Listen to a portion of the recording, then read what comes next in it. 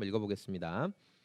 예수께서 이 말씀을 마치시고 갈릴리를 떠나 요단강 건너 유대 지경에 이르시니 바리새인들이 예수께 나와 그를 시험하여 이르되 사람이 어떤 이유가 있으면 그 아내를 버리는 것이 옳으니까 여짜오되 그러면 어찌하여 모세는 이혼 증서를 주어 버리라 명하나이까 내가 너희에게 말하노니 누구든지 음행한 이유 외에 아내를 버리고 다른 데 장가드는 자는 간음함이니라.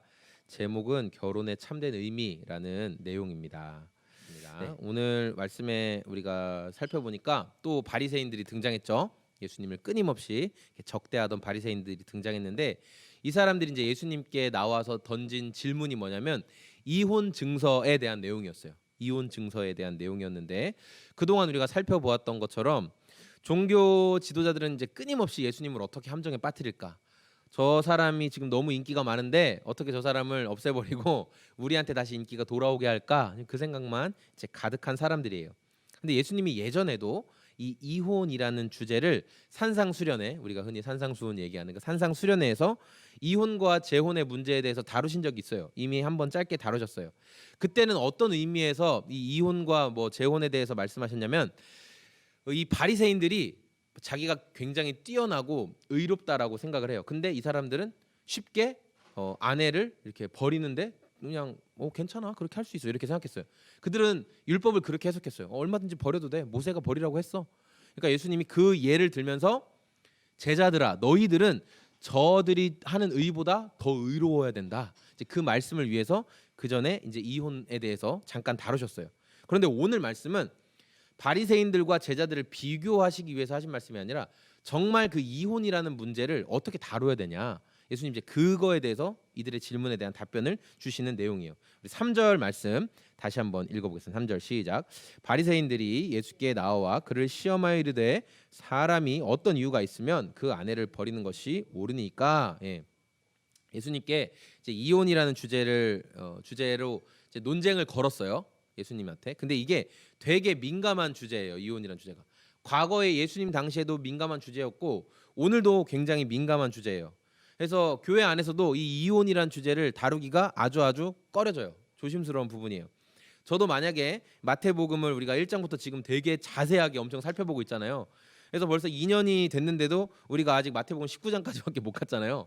정말 자세히 살펴보고 있다 보니까 만약에 이렇게 우리가 꾸준히 마태복음을 살펴보지 않았으면 저도 이거 안 했을 거예요. 그냥 넘어갔을 거예요. 그러나 우리에게 오늘 이 주제를 다루게 하시는 하나님의 계획이 있다고 저는 생각을 해요. 그래서 그 말씀을 믿고 제가 나눌 거예요. 전에 우리가 유대 공동체에 대해서 그들의 어떤 파벌에 대해서 이야기를 나눈 적이 있어요. 가장 유명한 파벌이 이제 바리새파, 사두개파, 뭐 에세네파 뭐 이런 거 들어보셨잖아요. 제가 나눈 적이 있어요. 근데 이 성경학자들이 연구한 내용을 보니까 이 바리새파 안에서도 두 개의 학파가 또 나뉘어지더라고요. 왜 나뉘어지냐면 율법을 어떻게 해석하느냐. 바리새인들은 율법을 잘 지켜야 한다. 이제 이거는 동의하는 사람들인데 그 안에서도 율법을 어떻게 잘 지켜야 하냐. 이걸 가지고 이제 또 나누어지는 거예요. 율법을 좀 자유롭게 해석해도 된다. 율법에 뭐 가나다라 마바사 이렇게 써 있으면 그 가나다라 마바사를 조금 현대의 어떤 상황에 맞게 이렇게 좀 잘 이렇게 그냥 그 큰 의미만 생각해서 해석하면 된다라고 생각했던 학파가 힐렐 학파라는 사람이었어요. 이게 힐렐 학파는 좀 그렇게 율법을 그냥 좀 약간 자유스럽게 해석해도 된다 이런 생각을 가졌어요. 그런데 아니다. 율법은 가나다라 마바사 토시 하나 안 틀리고 정확하게 지키고 해석해야 된다라고 생각했던 사람들이 이제 샴마이 학파라는 사람이었어요. 그래서 바리새인 안에서도 이 두 학파가 이제 나누어지는 거예요. 그러면 율법을 조금 자유롭게 해석할 수 있던 힐렐 학파가 3절을 보세요. 3절에 이제 바리새인들이 얘기하는 거예요. 아까 읽었던 것처럼 사람이 어떤 이유가 있으면 아내를 버리는 게 옳습니까? 그럼 이 어떤 이유라는 그 율법에 나온 내용을 좀 율법을 자유롭게 해석할 수 있는 힐렐 학파가 치면 아무거나 다 갖다 댈 수 있는 거죠. 그렇죠? 자유롭게 좀 해석할 수 있었으니까.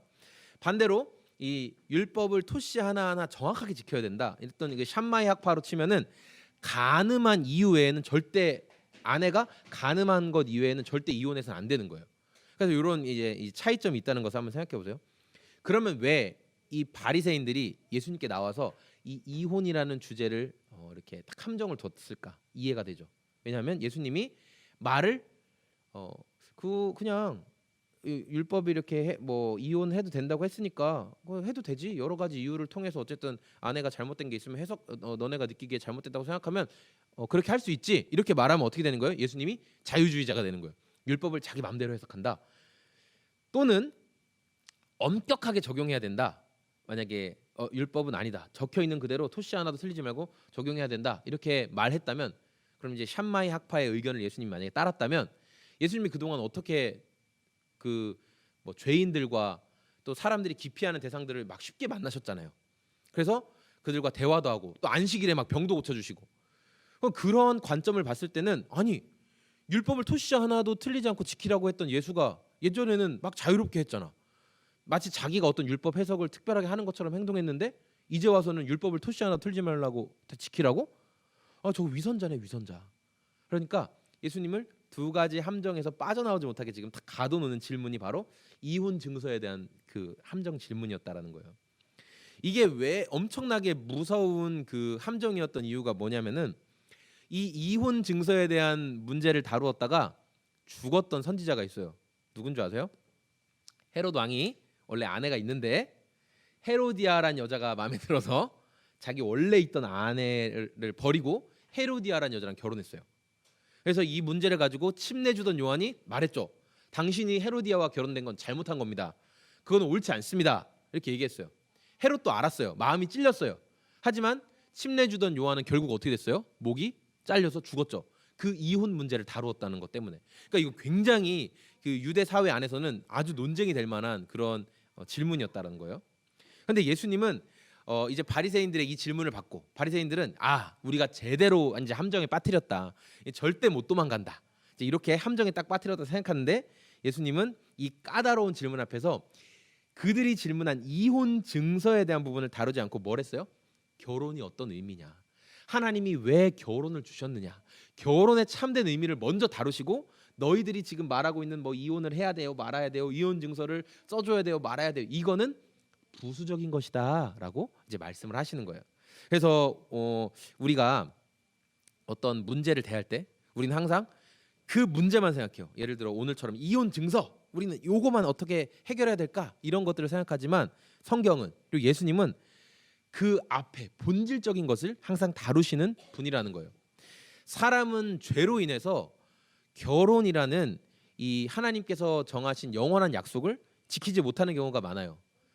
결혼을 깨트리려고 하는 수많은 인간의 욕심이 굉장히 다양해요. 네, 아주 다양하죠. 그래서 오늘 말씀을 통해서 우리가 예수님이 주시는 가르침이 뭔지를 알아야 되는데 뭐냐면 결혼은 하나님이 정하신 결혼은 내 욕심을 채우기 위한 수단이 아니라는 거예요.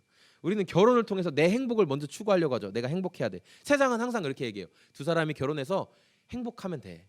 너희 둘만 행복하면 되지. 이렇게 얘기하지만 하나님은 노. 성경은 노. 둘의 행복을 추구하는 게 우선이 아니라 결혼을 통해서 하나님이 원래 우리를 만드신 결혼 제도를 만드신 하나님의 형상을 드러내는 게 우선이라는 거예요. 하나님께 영광 돌리는 게 우선이다. 이렇게 말씀하고 있어요. 그래서 저는 오늘 말씀을 통해서 하나님께서 결혼 제도를 만드신 그 원래 의미가 무엇인가를 먼저 살펴보고 그 다음에 이혼 증서를 그럼 왜 허락하신가? 뭔가 결혼이 중요하다고 말하는데 갑자기 이혼도 허락하신 것 같은 그 이유가 도대체 뭔가? 그 이유에 대해서 함께 좀 나누려고 해요. 첫 번째, 하나님께서 만드신 이 결혼에는 어떤 의미가 있냐면은 진정한 떠남을 알게 하시려고 하나님이 결혼을 우리에게 허락하신 거예요. 우리 4절과 5절 한번 눈으로 보세요. 제가 읽어드릴게요. 예수께서 대답하여 이르시되 사람을 지으시니가 본래 그들을 남자와 여자로 지으시고 말씀하시기를 그러므로 사람이 그 부모를 떠나서 아멘. 기독교 예식을 좀 많이 다녀보신 분은 주례사 할 때 이걸 엄청 많이 들어보셨을 거예요. 그렇죠? 하나님이 만드신 결혼 안에는 무엇이 있었냐면 떠남이 있어요. 떠남. 먼저는 떠나야 돼요. 떠남. 남자와 여자가 이제까지 자기가 돌봄받던 부모님, 자기를 돌봐주시던 부모님으로부터 떠나야 되는 거예요. 근데 이게 하나님이 부탁하신 게 아니야. 제발 너희들은 좀 떠나줬으면 좋겠다. 이렇게 부탁하신 게 아니라 떠나라. 이 명령하셨어요. 명령. 부모님의 돌봄으로부터 정서적으로, 육체적으로 정말로 떠날 때 비로소 결혼이 주는 참된 의미를 깨달을 수 있다는 거예요. 우리는 결혼 생활을 할 때 단순히 그냥 두 사람의 결합 정도로 생각할 때가 많이 있죠. 그런데 결혼한 뒤에 수많은 갈등들이 일어나잖아요. 행복하게 잘 살면 그래 좋은데 갈등들이 막 일어나요. 왜냐하면 결혼은 그 당사자들만의 결합이 아니라 서로의 가정이 그 뒤에 배경으로 자리 잡고 있기 때문이죠. 제가 이제 전에 결혼을 준비하고 있는 청년들을 상담해 줄 때 이런 얘기를 되게 많이 했어요. 너희가 지금 두 사람이 좋아서 결혼하는 것 같지만 그 두 사람의 어깨 위에는 그들의 어머니, 아버지, 형제들, 가정, 심지어 막 친척들, 배경들 그게 다 올라가 있는 거야. 결혼이라는 건 두 문화가 충돌하는 거야. 예, 그런 얘기를 해준 적이 있어요. 이때 두 문화가 충돌해요. 결혼을 통해서 두 문화가 충돌해요. 그때 수십 년간 자기에게 익숙했던 그 문화에서 떠나지 않으면 여전히 나는 그 문화가 좋아. 여전히 나는 그 문화가 익숙해. 그거 아시잖아요. 나는 치약을 엉덩이부터 짜서 쓰는데 왜 저 사람은 중간을 푹 눌러서 짜서 쓰는지 정말 도저히 이해가 안 돼. 저희 집도 여전히 저는 항상 치약을 앞으로 밀어놓고 있고 괜찮아요. 우리 문화가 다른 걸 이해했어요. 저는 어쨌든 이렇게. 그런데 내가 그 문화를 이렇게 이해하지 않으면 결국 어떻게 돼요? 문화 충돌. 전쟁이 나는 건 과거에는 전쟁이 난 이유는 문화 간의 충돌이 전쟁을 일으키거든. 그거랑 똑같은 거예요. 결혼도 이 서로 간의 문화가 계속 충돌하면 이제 뻥 터지게 되는 게 문화 충돌, 이 전쟁이 일어나는 거예요. 그래서 반드시 떠나야 되는 거예요. 과거에 나에게 익숙했던 문화로부터 우리가 떠남을 배워야 돼요. 성경이 여기서 떠난다라고 했던 표현은 아주 단호한 표현인데 어떤 의미가 있냐면 원어에는 영원히 포기한다는 거예요. 과거에 내가 익숙하고 좋았던 문화를 영원히 포기한다. 딱 뒤돌아서서 다시는 거기에 의지하거나 돌아보지 않는다. 이게 원어에서 말한 떠남을 말씀하고 있는 거예요. 나에게 익숙했던 문화, 또 부모님의 어떤 돌봄 그런 것들로부터 완전히 떠나는 것. 그러니까 우리가 어떠한 나라로 이민을 가요. 그럼 그 나라에서의 생활 방식을 다시 배워야 되죠. 문화, 법 다시 배워야 돼. 질서. 그런 것처럼 이 결혼을 앞두고 우리는 진정한 떠남을 배워야 된다라는 거예요. 우리가 우리 계신 성도님들은 그렇지 않겠지만 그렇지 않기를 바라면서 혹시 지금 결혼 생활에 좀 불만족스럽고 마음에 좀 원망이 일어난다면 한번 스스로에게 질문해 보세요. 난 진짜 떠났나? 과거에 나에게 익숙하고 내가 좋아했던 것들부터 내가 진짜 떠났는가? 이것을 먼저 한번 좀 질문해 보았으면 좋겠어요. 둘째로 하나님이 만드신 이 결혼을 통해서 우리는 무엇을 배울 수 있냐면 진정한 연합이 무엇인가, 진정한 연합이 무엇인가를 배울 수 있어요. 우리 5절 말씀 읽어볼게요. 5절 말씀하시기를 그러므로 사람이 그 부모를 떠나서 아내에게 합하여 그 둘이 한 몸이 될지니라 하신 것을 읽지 못하였느냐. 아멘. 그러니까 두 사람의 연합, 하나됨에 대해서 성경이 말씀하고 있는데 그 세상이 말하는 하나됨과 성경이 말하는 하나됨 사이에는 굉장한 차이점이 있어요. 비슷해 보이는 것 같지만 굉장한 차이점이 있어요. 결혼 이후에 어떤 문제가 생기고 그것 때문에 되게 어려워하는 부부들을 좀 이제 많이 보게 되죠.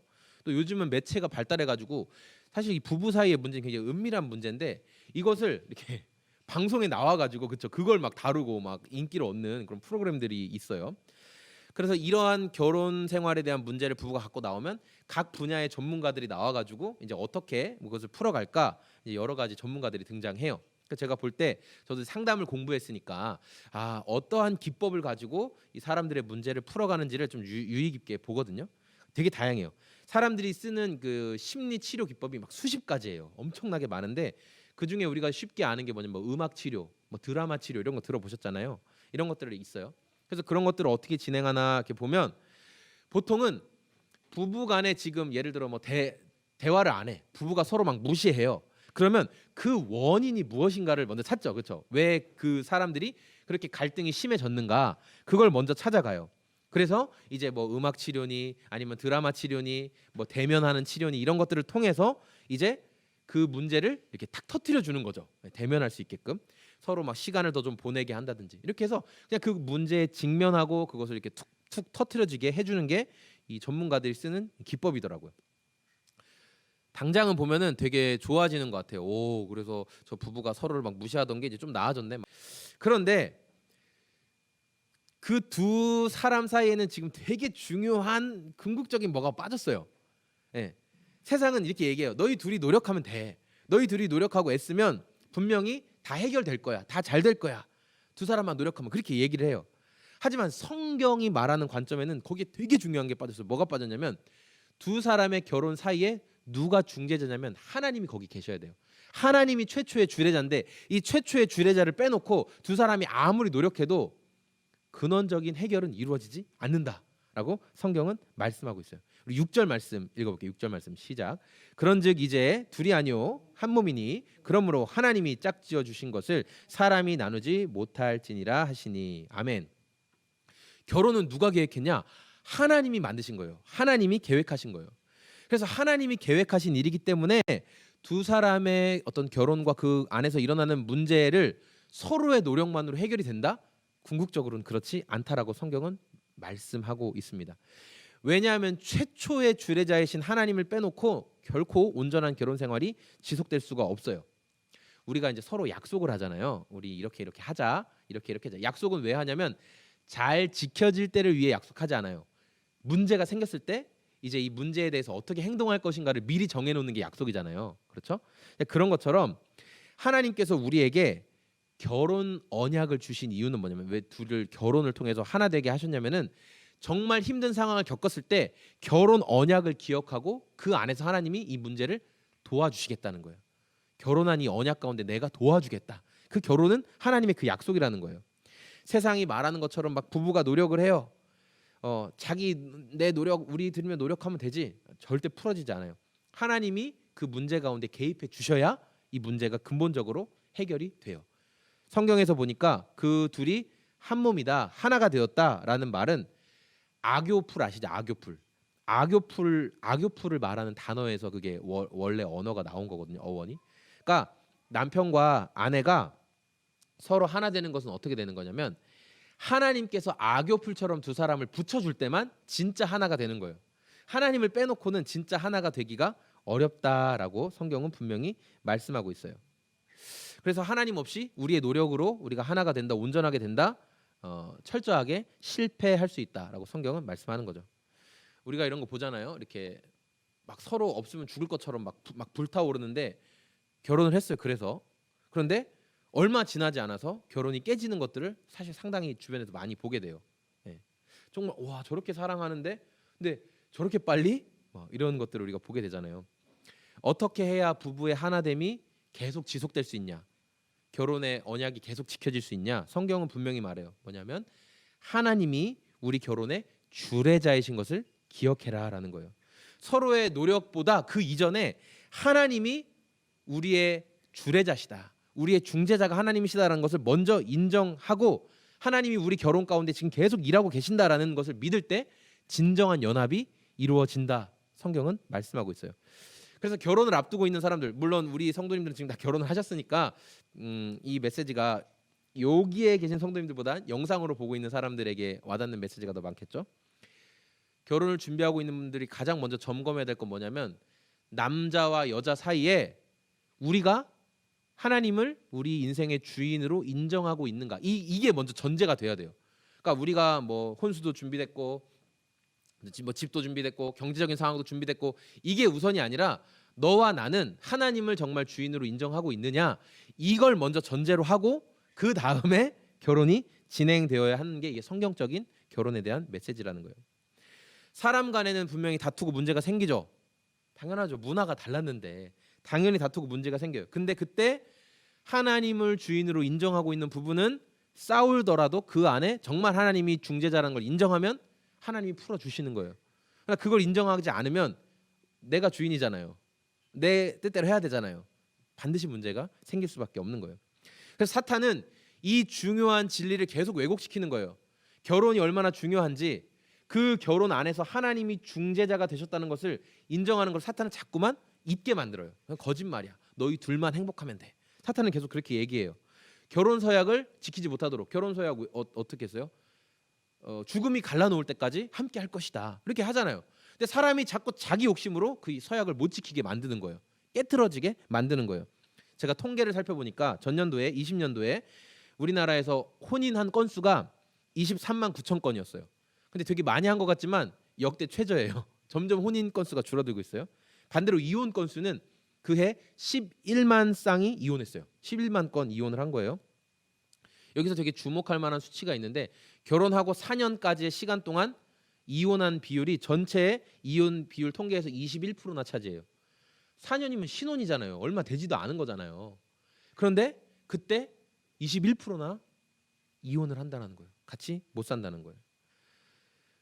우리는 하나님께서 왜 결혼을 만드셨는지 그 의미를 깊이 자꾸 생각을 해야 돼요. 결혼은 세상은 자꾸만 네 만족을 위해 결혼하는 거 이렇게 얘기하죠. 너가 뭐 행복하고 잘 되려고. 그러나 성경은 결혼은 왜 하느냐?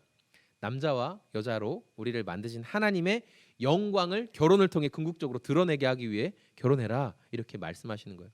그래서 하나님의 영광을 추구하며 부부가 결혼 생활을 유지할 때만 아름다운 결혼 생활이 계속 지속이 될 수 있다는 거죠. 그럼 우리가 이 바리새인들의 함정 질문을 어떻게 대해야 되는가? 하나님께서 결혼을 그렇게 지금 중요하다고 말씀하시면서 그럼 왜 이혼 증서를 써주셨는가? 그렇죠?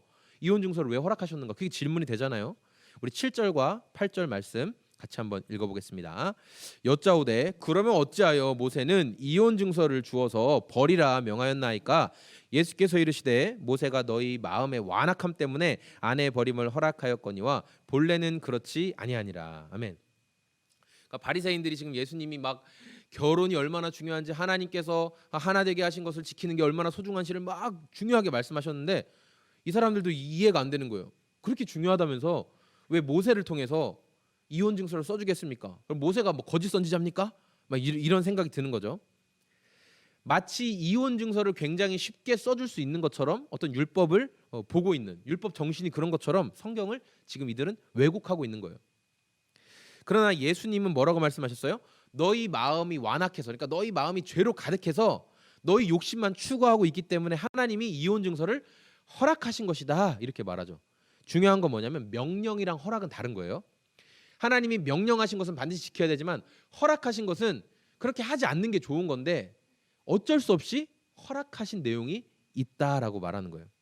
모세는 왜 그렇게 중요한 이 결혼 명령을 깨트릴 수 있는 이혼 증서라는 것을 써주도록 허락해 주었는가? 모세가 이스라엘에서 출애굽하면서 이스라엘 백성들 데리고 나왔잖아요. 저는 이렇게 생각해요. 모세만큼 사람에게 호되게 당한 사람이 있을까? 우리가 말씀을 통해서 기억하잖아요.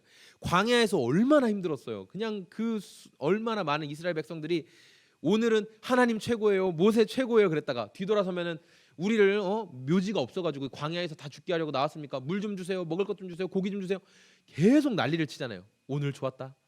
또 좀 지나면 막 죽이라고 했다가 난리가 났어요. 사람에게 완전 거의 뭐 질려버리는 게 저는 모세라고 생각하는데 너무나 그 사람에 대해서 그 불평하는 모습들을 모세가 많이 봤어요. 인간이 얼마나 이기적인지를 모세가 봤어요. 그러니까 결혼이라는 문제를 두고도 인간은 결국 내가 꽂힌 게 있으면 하나님께서 기뻐하시지 않은 걸 알면서도 할 것을 알았기 때문이에요. 저 인간들은 그냥 둬도 끝까지 그게 아무리 아니라고 말해도 자기 욕심을 아마 포기하지 않을 것이다. 모세 알았던 거예요.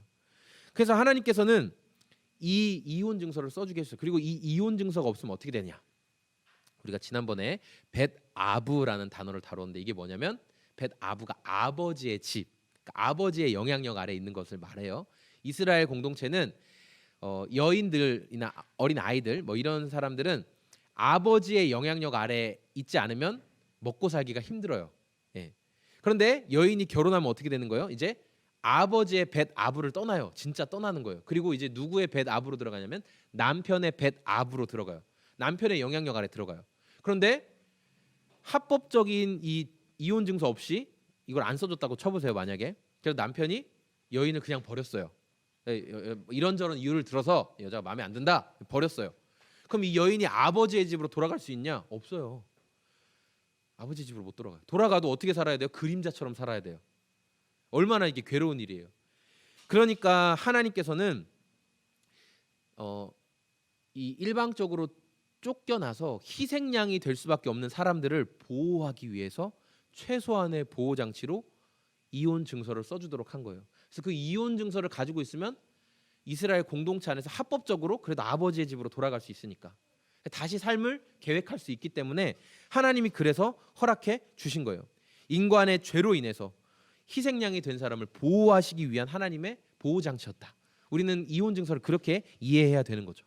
이제 오늘 말씀을 정리할 건데 우리는 예수님이 이혼에 대해서 어떻게 생각하시는지 이제 이들이 함정 질문을 던진 것을 보게 됐어요.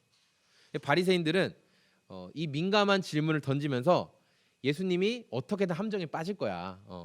뭐 자유주의자가 되든지 아니면 그동안 자기가 율법을 어긴 위선자가 되든지 분명히 함정에 빠질 거야. 이런 마음으로 질문을 던진 거예요. 근데 예수님은 항상 그들이 던진 문제보다 그 문제의 본질을 다루시죠. 그래서 이혼 증서에 관한 문제보다 결혼이 얼마나 신성하고 하나님이 정하신 것인지를 먼저 말씀하셨어요. 사람들이 생각하는 것처럼 결혼은 두 사람의 노력에 따라서 뭐 잘 되고 안 되고 그렇지가 않다라는 거예요. 결혼 언약은 하나님이 정하신 거고 사람이 자기 욕심대로 마음대로 갈라낼 수 없다라고 성경은 분명히 말씀하셨어요. 그래서 이 말씀이 얼마나 엄중했던지 10절 말씀에 보니까 제자들은 이혼을 쉽게 할 수 있는 문화에서 살았던 거예요. 근데 10절 말씀 보세요. 제자들이 뭐라고 얘기해요?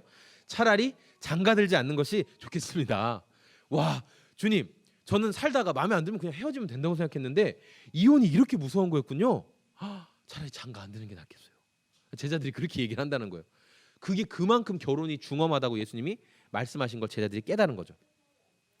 그런데 안타깝게도 우리가 살고 있는 이 시대도 과거 예수님 당시와 별로 다를 게 없어요.